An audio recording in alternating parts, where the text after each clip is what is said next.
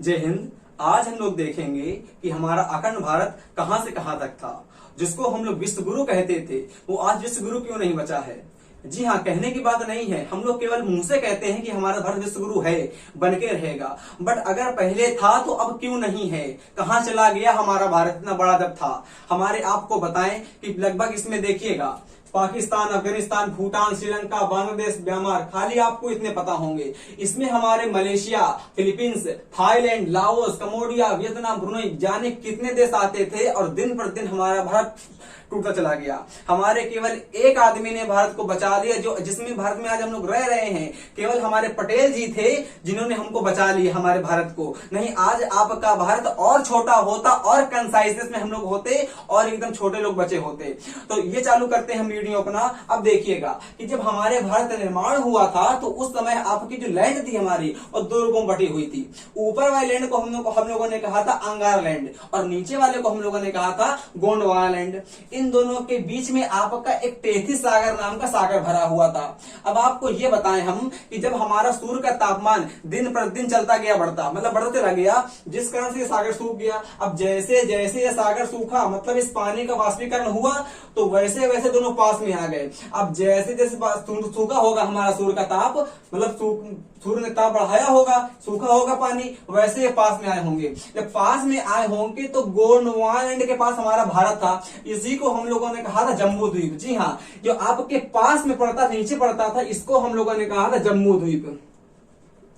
इसको हम लोगों ने कहा था जम्बू द्वीप। और आपने वो गाना सुना ही ना होगा कि जम्बू द्वीपे भारत खंडे आर्यावर्ते भारत वर्षे। जी हाँ, ये आपका जम्बू द्वीप पड़ता था हमारा गोंडवाना लैंड में। तो आपको ये बताया हमने कि जैसे हमारा सन का टेम्परेचर बढ़ता चला गया वैसे वैसे दोनों पास में आए, तो हमारे यहाँ पे निर्माण हो गया भारत का आके। तो आपको याद ये चला पता कि तेथिस सागर जो हमारा था वो आज हमारा हिमालय बन चुका है। क्यों बन चुका भैया? क्योंकि हमने आपको बताया अभी कि जब आपका टेम्परेचर बढ़ा होगा, जिस कारण से आपका इस पानी का वाष्पीकरण हुआ होगा, जब वाष्पीकरण हुआ होगा दोनों लैंड पास में आए होंगे। जब पास में आए होंगे तो दरार बीच में जो भरी थी उत्पन्न हो गई और वही आजकल हिमालय के रूप में उत्पन्न हो रही थी। हमारे वेगनर वैज्ञानिक थे, जर्मनी के वैज्ञानिक हमारे वेगनर थे। उन्होंने कहा था कि पैंजिया के रूप में हमारी पूरी पृथ्वी थी और पैंथलासा के रूप में हमारा सागर था। मतलब कि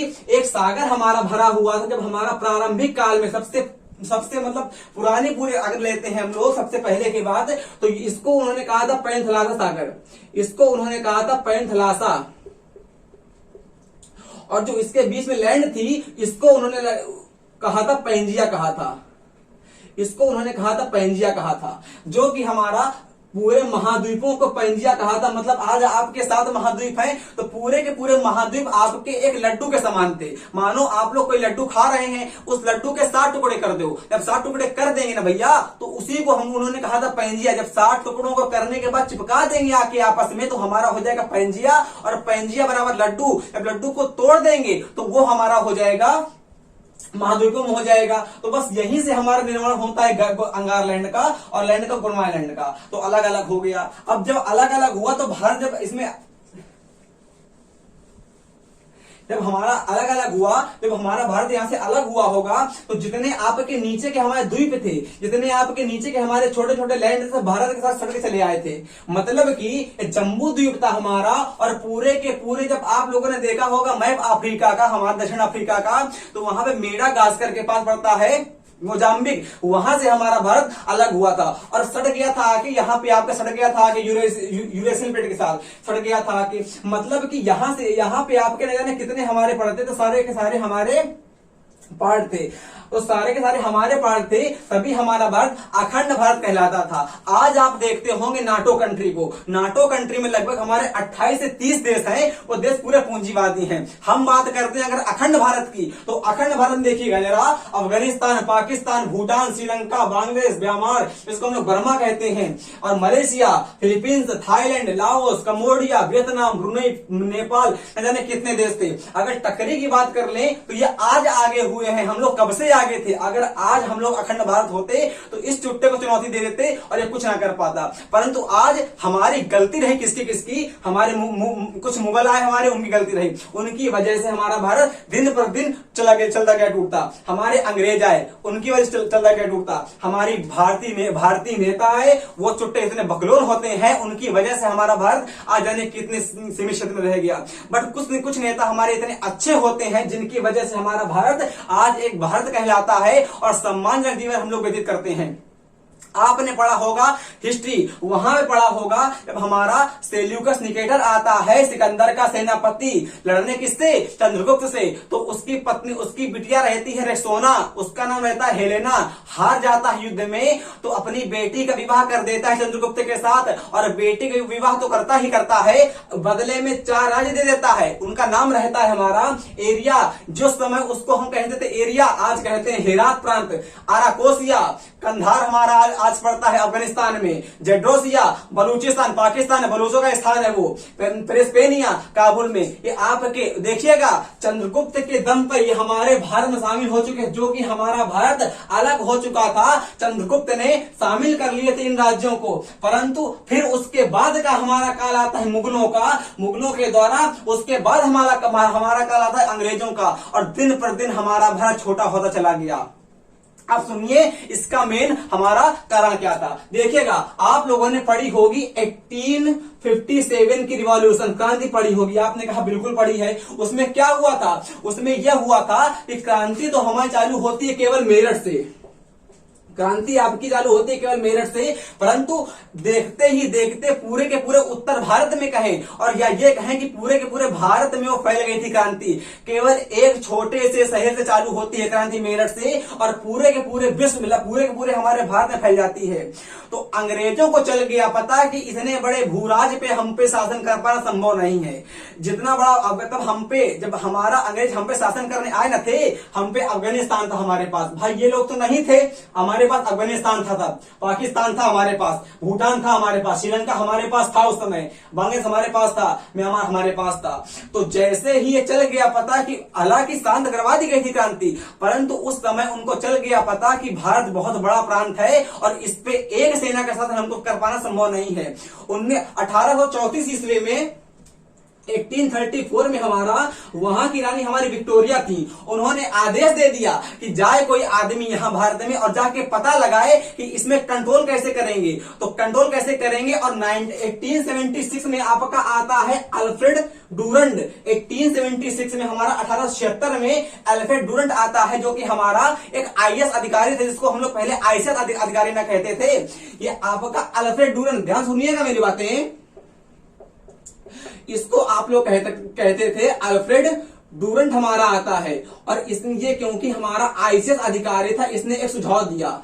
अब सुझाव में यह दिया कि अगर हम किसी को नहीं पकड़ पाएंगे तो उसको टुकड़े कर दीजिए, मतलब कि अफगानिस्तान के टुकड़े, हम मतलब भारत से अफगानिस्तान हमारा अलग हो जाता है 1876 में, हमको इसको अलग कर दिया गया। अब दिन पर दिन देखिए वहां के हम में कमी क्या रही, हमारी जनता जो थी भारत की वो एकजुट नहीं हो पाई। एकजुट का कारण केवल एक था, हमारी 1857 की क्रांति हुई थी। हमारे जितने भी क्रांतिकारी थे उनका दिल से सम्मान करते हैं तात्या टोपे का, लक्ष्मीबाई का, परंतु वो केवल स्वार्थ में लड़ रहे थे, अपने लिए लड़ रहे थे। लक्ष्मीबाई हमारी गोद के लिए लड़ रही थी, तात्या टोपे हमारे अपने लिए लड़ रहे थे, जफर जी हमारे अपनी पेंशन के लिए लड़ रहे थे।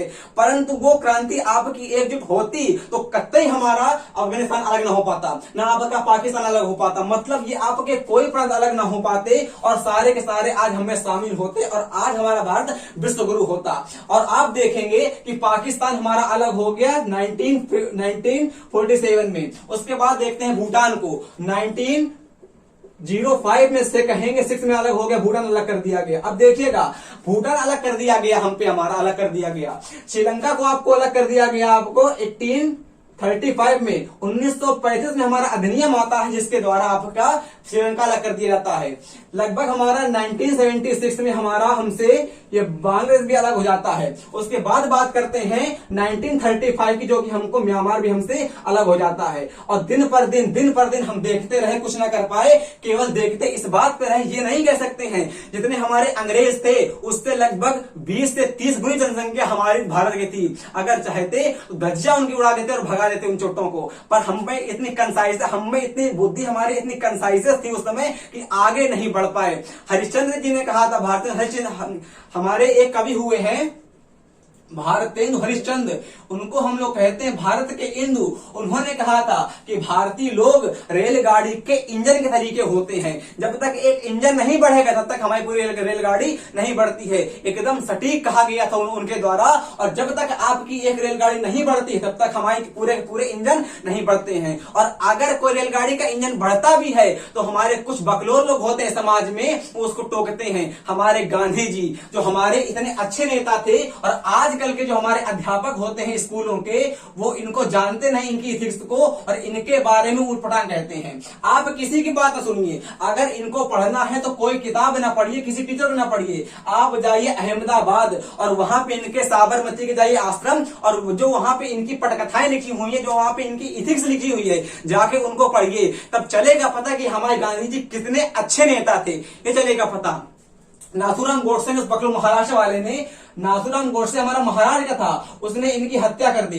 भैया हमारे नोबेल पुरस्कार मिलने वाला था भारत को प्रथम, जो कि हमको नहीं मिल पाया था। केवल एक आदमी गलती थी, पूरे के गलती क्या थी? गलती इनकी नहीं थी, गलती हमारे छोटे पाकिस्तान की थी, जिन्ना की थी। इसने मांग करी थी इसने मांग करी थी हमारी अलग होने की पाकिस्तान की, इन्होंने नहीं कहा था। इनकी केवल एक जिम्मेदारी थी कि हमारे भारत को एकजुट बनाना है। ये हमारे इतने अच्छे नेता थे, अलग हो गए। अब देखते हैं हम लोग अलग हो गए थे, तो आपको चल गया पता कि हमारा भारत पहले कितना बड़ा था। अब देखिए हमारे आते हैं मुगल में आप लोगों ने पढ़ा होगा, एक हमारा था बख्तियार खिलजी को पढ़ा, आप लोगों ने पढ़ा होगा। 1191 में हमारा बख्तियार खिलजी आता है भारत में, और उसके गले में कुछ बीमारी हो जाती है जो उसके हकीम ठीक नहीं कर पाते हैं।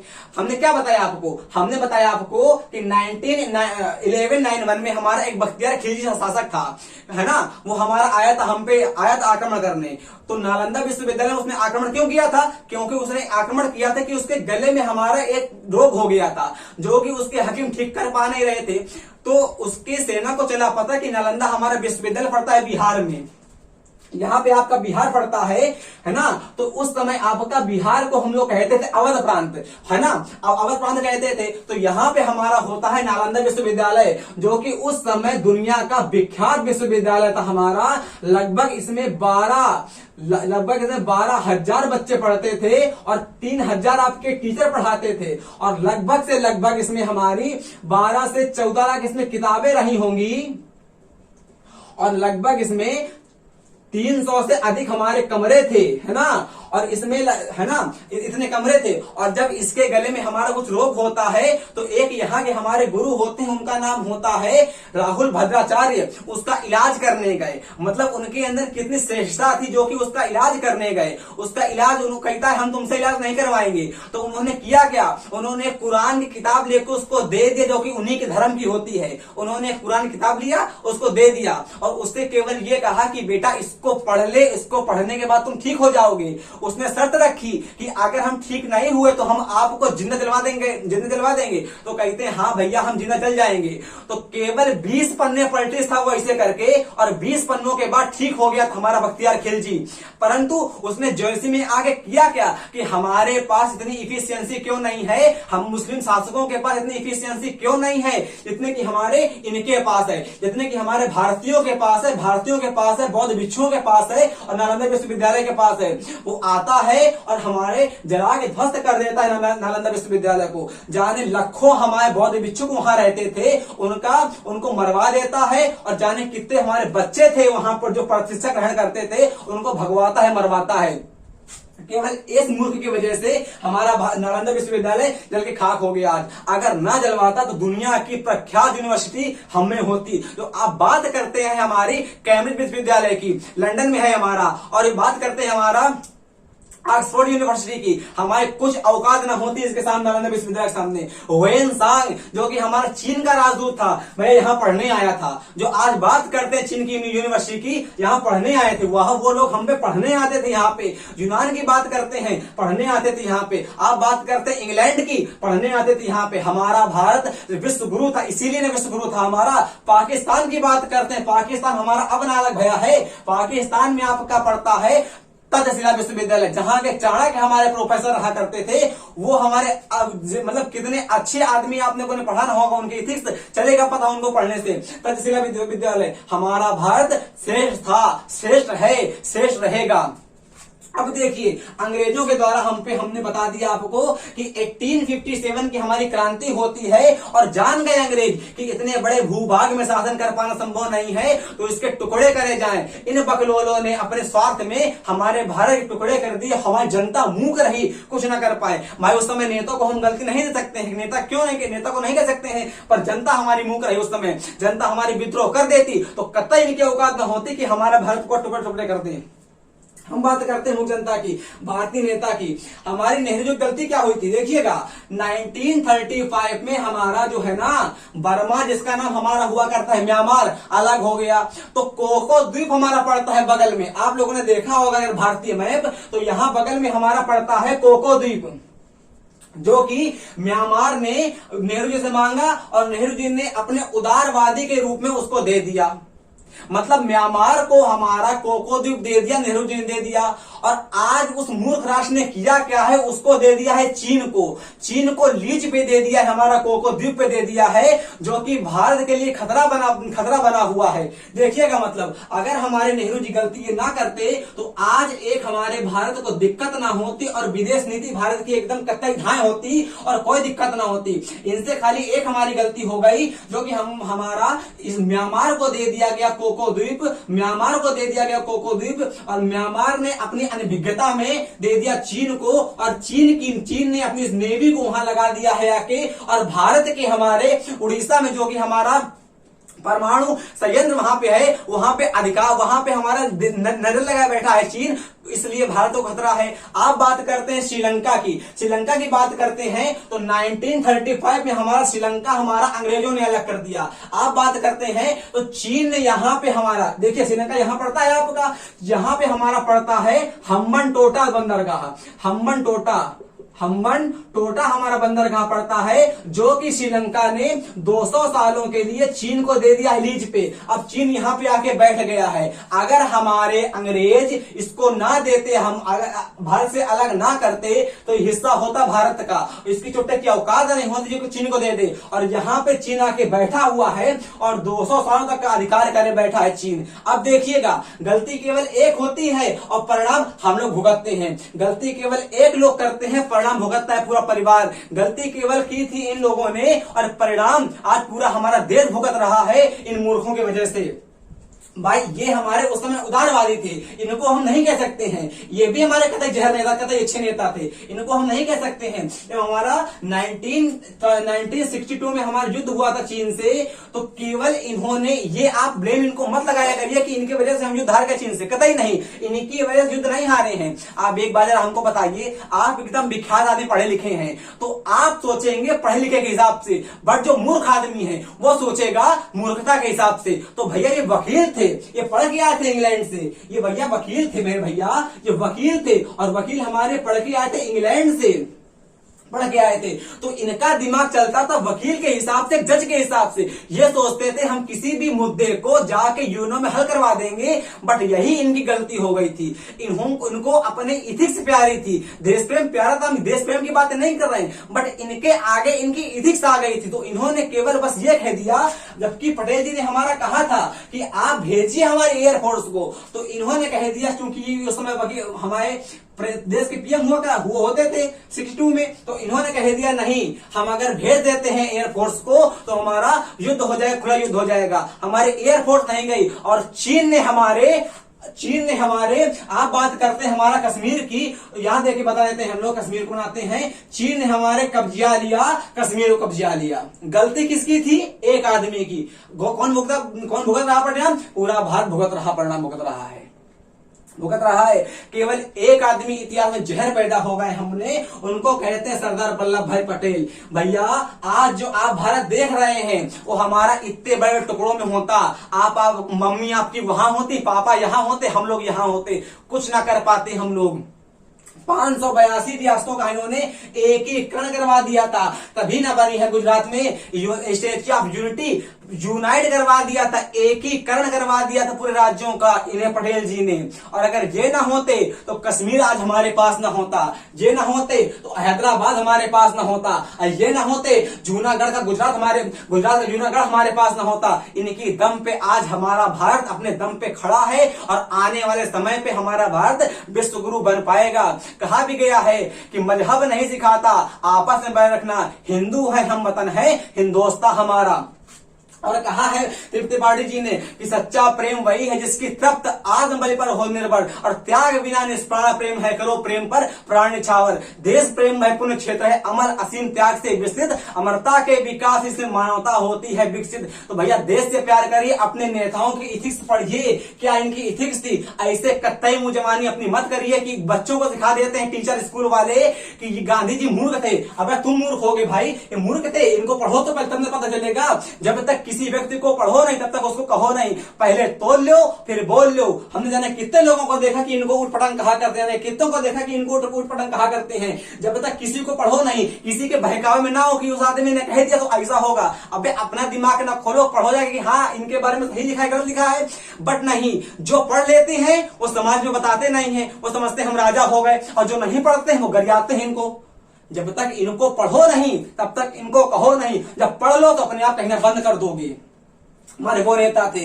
आप ये बताइए, जिस आदमी के पास इतना पैसा था, हमारा नेहरू जी के पप्पा के पास, मोतीलाल नेहरू के पास, जो कि उनको बेटा को इंग्लैंड भेजा था पढ़ने के लिए, और 10 साल तक बंदा जेल में रहा। ये आप ये बताइए, आपके पास संपत्ति हो करोड़ों और आप जेल जाएंगे? नहीं जाएंगे। केवल इनके देश प्रेम की वजह से अपने जेल गए थे नेहरू जी। इनको देश से प्रेम ना होता 10 साल के लिए जेल जाते। आप बताओ जेल जाओगे? नहीं जाओगे। आपके पास अगर पैसा मारो एकदम बम्फर पैसा हो, जेल जाओगे? कतई जेल नहीं जाओगे। केवल इनके अंदर देश प्रेम था क्योंकि जेल गए थे हमारे ये, बट नहीं पता नहीं होता और देश प्रेम नहीं था, चाटुकारिता करते थे। केवल मूर्ख लोग ऐसे कहते हैं, मूर्ख लोग ऐसे कहते हैं, उनको ज्ञान नहीं होता, वो कहते हैं ऐसा। तो आप लोग से विनती है, हमारे नेताओं कतई कहना बंद करिए, और ये आप लोग पढ़िए लिखिए, बड़े बनिए, हमेशा अपने देश का नाम रोशन करिए, और जितना हमारा अखंड भारत था, हमारे अखंड भारत को लेके आइए। और नाटो कंट्री जो हमारी बनी पड़ी है आज विश्व की सबसे ताकतवर, हमारा भारत अखंड भारत है। अरे भैया नाटो ना हटो, अखंड भारत नामे देखो, नामे देखो कितना अंतर है। अखंड भारत नामे में जहर छिपा हुआ है। आप बात करते हैं एशियन कंट्रीज की ना, देखिए Myanmar, Thailand, Laos, Cambodia, Vietnam, Malaysia, Brunei, Singapore, Philippines, Indonesia, ये हमारे होते हैं एशियन कंट्रीज। पूरा का पूरा एशिया हमें शामिल अगर हो जाएगा, इनकी क्या औकात की हमको छेड़ लें, नहीं औकात। आप भारत देखो कहां से कहां बढ़ रहा है, बिकटान उतर चुका है हमारे समुद्र में, कुछ नहीं है। और पूंजीवादी अर्थव्यवस्था, साम्यवादी अर्थव्यवस्था चौपट होती है तय है। देखिए भैया, रूस हमारा अलग हुआ नहीं हुआ, छितरा गया हमारा 1991 में 15 देशों में। वही हमारा हाल होगा चाइना का। केवल 2032 या 33 तक देखिएगा, चाइना एकदम फुटा जाएगा, एकदम अलग हो जाएगा ना। और फिर पूरे एशिया में केवल बचेगा भारत आके, और फिर जो राज्य ना छोटे छोटे हैं इनको अपने में शामिल करेगा कि तुम भी मेरे में आओ, तुम भी मेरे में आओ। तो वो होगी नाटो और ये होगा अखंड भारत। दुनिया के पास अभी 2 शक्तियां हैं, एक रसिया, एक अमेरिका, और आने वाले समय में रसिया को भी हमें शामिल होना पड़ेगा, और केवल 2 शक्तियां हमारी हो जाएंगी, एक नाटो कंट्रीज, एक हमारी अखंड भारत। और अखंड भारत के हम लोग होंगे जो आगे चल के फरियाएंगे इन सब चुट्टों को, है ना। समझ पा रहे होंगे आप मेरी बात। हम उम्मीद करते हैं कि आज के बाद आप लोग अपने देश का सम्मान करेंगे। आप जिसकी मिट्टी में जन्म लिया, जिसकी वायु से अपनी सांस ली, उसको कभी बदनाम न करना भैया। सबसे अच्छा प्रेम हमारा होता है देश प्रेम। अगर देश से नहीं प्यार कर पाए आप लोग, कतई किसी से प्यार नहीं कर पाएंगे। जब जिस देश ने आपको सांस दी है, जिस देश, अरे जाके देखो पाकिस्तान में, जाके देखो वियतनाम में क्या हाल बना मचा, हांगकांग में जाके देखो ना क्या हाल मचा पड़ा है, विश्व ग्रह तो मचा पड़ा है वहां पे। नहीं नहीं, हमारे नेता कहेंगे हमारा भारत ऐसा है, लोग कहेंगे यहाँ बेरोजगारी है। अरे बेरोजगारी भी है तब भी श्वास चैन के श्वास जीते हो आप लोग। अगर जाके देखो पाकिस्तान में, वहां चैन के सांस नहीं जीत पाते लोग इतने। जाके देखो वहां पे नाइजीरिया में भैया सांस मतलब श्वास ले नहीं पाते हैं। ये काबुल का अंदर हमारा अफगानिस्तान, तालिबानों ने अब अटैक कर दिया, मतलब तालिबान वो कब्जा करे बैठे हैं। जाके देखो यहाँ पे पूरे विश्व में केवल भारत सबसे बड़ा लोकतंत्रात्मक राज्य है, जो कि आप अपने बाप को घर में कह देंगे, अपने बाप को कभी घर में कहते हो, कभी आते हो, कभी नहीं। बट एक आदमी संविधान के अनुच्छेद 19 के तहत अपने प्रधानमंत्री को कह देता है और कहता है ये ऐसा होगा वैसा होगा। क्यों? पूरे देश को, पूरे देश के जो अपना एक मालिक होता है प्रधानमंत्री, उसको आप कह रहे हो, अपने बाप को कहने की औकात नहीं है। यही तो होता है लोकतंत्र। लोकतंत्र का मतलब होता है पूरे देश को, हम लोग हमारे हाथों में पूरा देश है और देश का सर्वोच्च नेता को हम कह रहे हैं। इसका मतलब है कि हम जनता ज्यादा पावरफुल होती है, तो आप लोग अपने आप को समझिए पावरफुल। इन नेताओं के औकात को आपको टोक दें। युवा शक्ति देश में सबसे बड़ी शक्ति होती रहेगी। हम उम्मीद करते हैं कि इस वीडियो के माध्यम से आप ये जाने होंगे कि हमारा भारत कहां से कहां तक था और आने वाले समय में हमारा भारत विश्व गुरु है और था है और बनेगा भी एक दिन। ये हम आपसे वादा करते हैं। हम उम्मीद करते हैं कि वीडियो पसंद आया होगा और अगर टाइम बर्बाद हुआ हो आपका इस वीडियो में तो माफ करिएगा। टाइम ना बर्बाद हुआ हो तो कर्म अनंत है, जितना भी करो हमेशा कम है। जय हिंद, जय भारत।